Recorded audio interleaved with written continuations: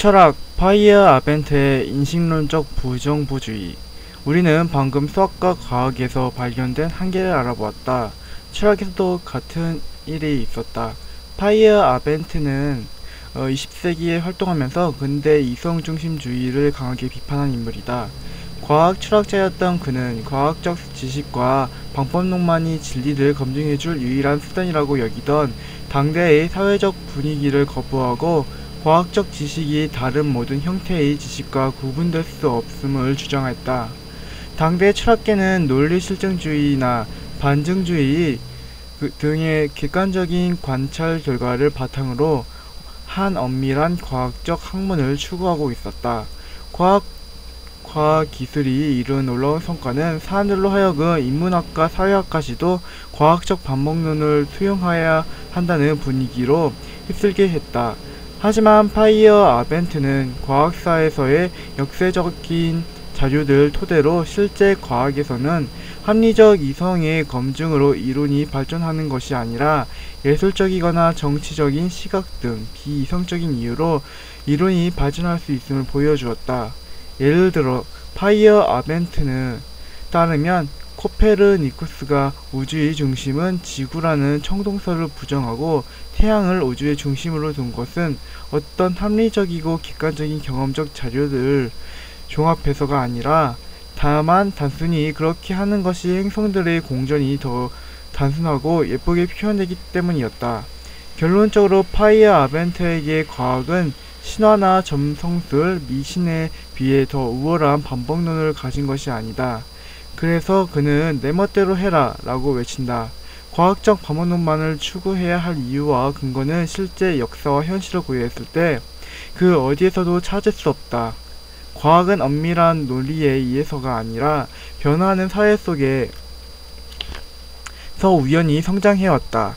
과학자들이 기대하듯 몇 가지 원리만으로 발전시킬 수 있을 만큼 과학은 단순하지 않다. 우리는 과학적인 방법이 아닌 과학적이지 않은 방법들로 과학을 발전시켜왔다. 합리적 이성의 기초는 비합리적이고 주관적이며 개인적인 충동이 있었던 것이다. 괴델의 불안정성 정리, 하이젠베르크의 불안정성 원리, 파이어 아벤트의 인식론적 무정부주의는 수학, 물리학, 철학이 스스로의 자신의 한계와 불가능성을 명확하게 보여준 상징적 사건이 되었다.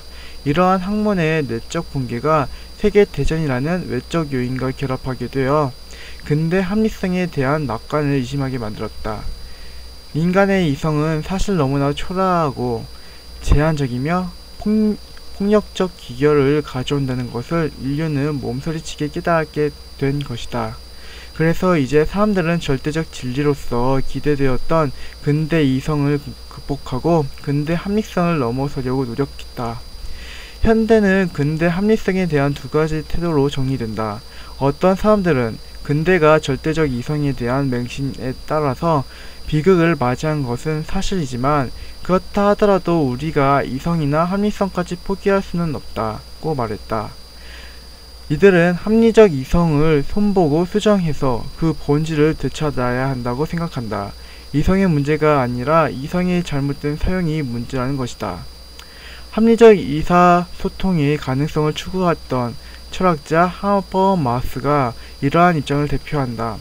또 어떤 사람들은 근대의 비극은 이성이 오용되었기 때문이 아니라 이성 자체의 문제에서 기인한다고 생각한다. 이들은 합리적 이성으로 대표되는 근대를 무너뜨리고 여기서 탈출하고자 한다. 이러한 근대성을 벗어나려는 시대적 특성을 탈근대성이라고 부른다. 영어로 번역하면 근대는 의미하는 모던에서 후에, 다음에, 넘어서 등을 의미하는 접두어 포스트를 붙여 포스트 모던이 된다. 포스트 모던, 탈근대, 현대는 같은 말이며 모두 근대를 넘어서는 시대를 말한다. 여기서 근대를 넘어섰다는 것은 근대 이성 중심주의를 극복했다는 것을 의미한다. 그래서 탈근대는 이성에 반대되는 반이성을 특징으로 한다. 근대적인 합리성, 효율, 주체, 질서, 규율, 규칙, 통제, 발전, 성장, 기술에 저항하며 이 근대적 속성들을 안으로부터 붕괴시키려고 한다. 근대가 쌓아올린 이성과 합리성이 완고하고 질서 정연한 고층 건물 안에 새로 출근한 포스트 모던이 걸어 들어가서 취약해 보이는 몇 기둥을 손가락을 밀어 건물을 무너뜨리는 것이다. 이렇게 근대적 합리성을 내부로부터 붕괴시키는 작업을 해체라고 한다. 해체는 포스트 모던의 대표적 특징이다. 반이성의 시대가 온 것이다. 포스트 모던은 1960년대부터 세계적으로 유명했다. 다만 이론부터 실천까지 그 내용이 너무나 다채로워서 포스트 모던이 무엇인지 정확하게 정의하기는 어렵다. 어떤 사람들은 포스트 모던 자체가 이성에 대한 반대를 말하므로 정의하려는 행위 자체가 불가능하다고 주장한다. 왜냐하면 정의도 이성적인 활동이기 때문이다. 일면 타당한 설명이지만 이런 설명은 포스트 모던을 너무 신비적으로 보이게 하는 측면이 있다. 사람들에게 언급되고 사용되는 무엇이라 할 때 정의할 수 없는 것이란 없다. 우리는 포스트 모던에 대해 좀 더 이해하기를 위해 이념적인 측면과 실천적인 측면으로 나눠서 살펴보려고 한다. 이념적인 측면. 포스트 모던 담론이 거부하고자 했던 것은 중세와 근대에 추구했던 이념이었다. 그런데 중세와 근대가 추구한 진리는 상반된다. 중세는 종교가 진리 기반이었다면 근대는 이성으로 중세의 가치 체계를 거부했기 때문이다. 하지만 이렇게 대립하는 측면에서도 불구하고 중세와 근대는 이념적으로 중요한 공통점을 갖는다. 그것은 중세와 근대가 세계를 보는 관점 단점으로 말해서 이분법이다. 이분법은 말 그대로 대상을 둘로 쪼개서 이해하는 방식을 말한다. 인간은 왜인지 모르겠지만 잘 모르는데 대상을 나타낼 때 이를 둘로 쪼개서 이해하면 잘 이해가 되었다는 느낌을 갖는다. 예를 들어 무수히 많은 동물이 있을 때 이들을 한 번에 이해하기는 무척 어렵지만 척추를 기준으로 척추동물과 무척추동물로 구분하면 동물에 대해 체계적으로 이해할 수 있다. 역사, 경제, 정치, 사회, 윤리편에서 우리는 각 분야를 이분법으로 이해해 보았다. 역사는 지배층과 피지배층의 계급 대립으로 파악했고, 경제는 시장과 정보의 관계로, 정치는 보수와 진보, 사회는 개인과 전체, 윤리는 의무론과 목적론으로 나눠 살펴보았다. 이분법은 복잡한 세계를 놀랍고도 단순하게 정리해주는 분석의 틀로 유용하다. 이분법은 중세와 근대 사람들이 세계를 이해하는 강력한 틀이었다. 문제는 이분법으로 구분된 두 세계가 평화롭게 공존하는 것이 아니라 필연적으로 하나의 세계가 다른 세계를 억압하고 차별한다는 데에 있다. 예를 들어보자. 우리는 세상의 모든 것을 둘로 나누어 파악할 수 있다. 선과 악, 남과 여, 서양과 동양, 백인과 유색인, 이성과 감성, 부와 가난, 미와 추 등으로 말이다. 그런데 이렇게 둘로 구분된 개념은 대등한 가치를 갖는 것이 아니라 필연적으로 둘 중 하나에서 어떤 것을 우월한 것이 되고 어떤 것을 열등한 것으로 가치평가를 받는다. 그리고 우월한 것은 규정된 개념을 열등한 개념을 지배하는 당위성을 획득한다. 실제로 선, 남성, 서양, 백인, 이성, 부, 아름다움은 중세와 근대를 통틀어 정상적 인 것으로 지배적 위치를 점유했다. 반면 악, 여성, 동양, 유생인, 감성, 가난, 추함, 비정상적이고 열등한 것으로서 배제와 억압의 대상이 되었다. 단적으로 말해 중세부터 근대까지 기간은 기독교를 믿는 서양 백인 중산층 남성이 시대였던 것이 사실이다. 그는 세상의 주인으로서 모든 것을 소유했다. 반면 그가 아닌 것들은 차별의 대상이 되었다. 여성차별과 인종차별이 만연했으며 이들의 피지배의 대상이 되는 것은 이들의 열등함으로부터 정당화되었다. 포스트모던의 중세와 근대를 비판하는 지점이 여기에 있다. 중세와 근대의 이분법적 사고는 필연적으로 하나의 가치가 다른 가치를 억압하고 폭력을 수반할 수밖에 없다. 그래서 포스트모던은 이분법에서 벗어날 것을 제안한다. 세계를 강압적으로 둘로 쪼갤 것이 아니라 다양한 가치들을 인정하는 다양성과 다원성을 추구해야 한다는 것이다. 포스트모던은 그동안 억압받아왔던 가치들의 지위를 회복하고자 하며 한 발 더 나아가 이분법에 포착되지 않고 배제되었던 것들까지도 다시 복원하고자 한다. 남성과 여성의 이분법적 담론에서 아예 배제되었던 제3의 성의 권리가 주장되었고 이성과 감성이 대립해서 포착되지 않았던 광기가 연구되었다. 또한 백인과 흑인의 정치적, 경제적 대립 구도에서는 논의되지 않았던 유색 인종들의 고유 문화가 관심받기 시작했다. 이처럼 포스트모던을 억압받고 잊혔던 것들을 귀환이다.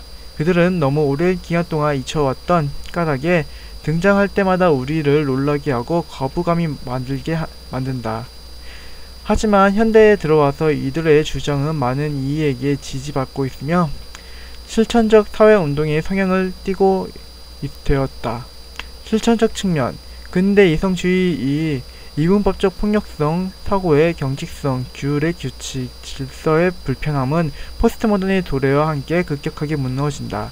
포스트모던은 새로운 세계를 제시하기보다는 근대의 계획을 해체하는 데 초점을 맞추고 기존에 소외되고 억압되었던 가치들을 복원하는 데 노력했다. 포스트모더니즘 운동은 1960년대를 휩쓴 문화운동으로 정치, 경제, 사회, 문화, 예술의 모든 영역을 아우르는 실천적 운동이 되었다. 유럽과 미국을 중심으로 여성운동, 인종차별 철폐, 학생운동 등의 정치, 사회 운동과 함께 회화, 사진, 미디어, 패션에 이르는 예술문화적 운동을 동반했다. 이렇게 넓은 포스트모더니즘의 스펙트럼 중에서 68혁명과 건축에 대해서만 간단하게 살펴보자. 우선 유럽에서 68혁명의 물결이 사회를 휩쓸었다. 68혁명은 1968년 프랑스의 대학생이 일으킨 시위로 시작하여 기성세대와 시민들이 함께 참여하는 혁명으로 발전했다. 이들은 권위적이고 계몽적인 학교와 국가에 저항했다. 당시 유럽 국가들은 공산주의와의 대립을 명분으로 국민을 감시하고 통제하는 것을 정당화하고 있었다. 하지만 학생들과 시민들은 자신들을 감시하고 통제하는 국가의 실체를 이해하기 시작했고 이에 반대했다. 또한 젊은이들은 산업화에 따른 물질적 풍요만을 추구하는 기성세대에 반대하였고 인간적 가치와 회복과 사람들 간의 관계 회복을 꿈꿨다. 모든 권위와 권력, 국가 체계 기체의 규범에 반대한 68혁명은 유럽을 휩쓴 뒤 대서양을 건너 미국이 하피 문화에 영향을 미쳤다. 그리고 태평양을 건너 일본에까지 도달했다. 하지만 가까운 한국이나 중국에는 영향을 미치기 어려웠다. 당시 한국은 군부 독재 시기였고 중국은 독재적인 공산주의 국가였기 때문이다. 부당한 권위와 물질적 종속을 거부하고 인간적 가치를 회복하고자 했던 68혁명의 이념은 한국 사회에 도달하지 못했다. 한국은 배제된 채 서구와 미국 사회에 휩쓴 68혁명의 모토는 다음과 같았다. 행동하라. 일하지 말라. 열정을 해방하라. 금지를 금지하라.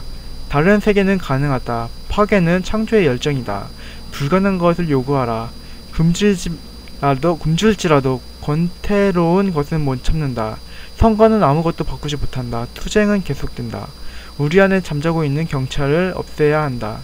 보도블록을 들추어라. 해변이 나타날 것이다. 더 많이 소비하라. 더 빨리 죽으리니. 다음으로 건축에서 포스트모더니즘은 해체주의를 드러난다.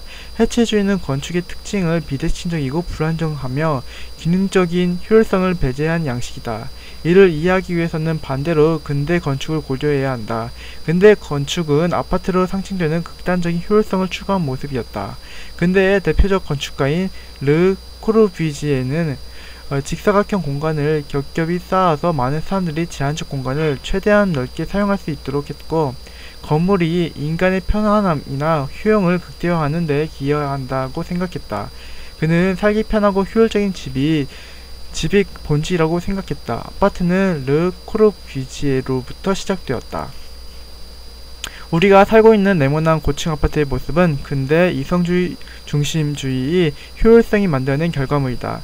이러한 건축물은 효율성의 측면에서 튀어나오지만 오늘날 와서 그것은 더 이상 아름답지 않고 인간적이지도 않다. 근대 건축에 대한 전반적 저항이 해체주의 건축이 추구하는 바다. 그래서 해체주의 건축은 비교적 비효율적이다. 둥근 형태를 띠고 있거나 균형 잡히지 않거나 마치 무너질 듯한 공간을 낭비하여 비용을 증가시킨다. 물론 이러한 건축은 극단적인 효율성을 추구하는 신자유주의 한국 사회에 적합하지 않은 것은 틀림없다. 하지만 해체주의는 우리에게 잃어버린 건축적 아름다움을 돌려주고 질서와 효율로 숨막히는 도시 속에서 우리를 사유하게 하며 사람들 간의 관계를 회복하는 구심점 역할을 한다.